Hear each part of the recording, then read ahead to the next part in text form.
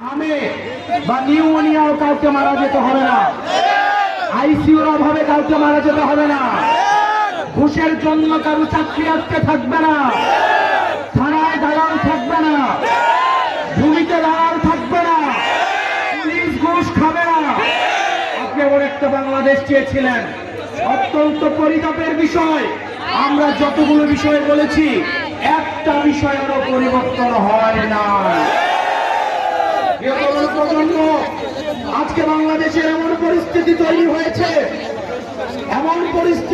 হয়েছে, যে পরিস্থিতিতে আজকে 7 বছরের শিশুকে ধর্ষণ করা হয়।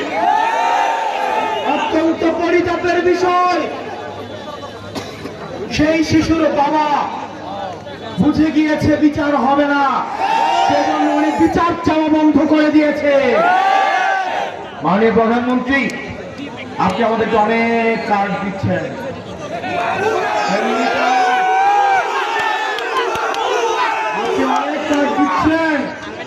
কৃষক card, family card, well card, LPG card, diesel card, খামারি কার্ড।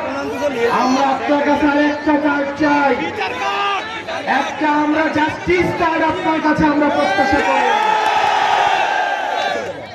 না হয় মনে রাখবেন, আপনি কার্ড বছরে 20টা দেন, জনগণের কাছে থাকে একটা কার্ড, সেটা হচ্ছে লাল কার্ড।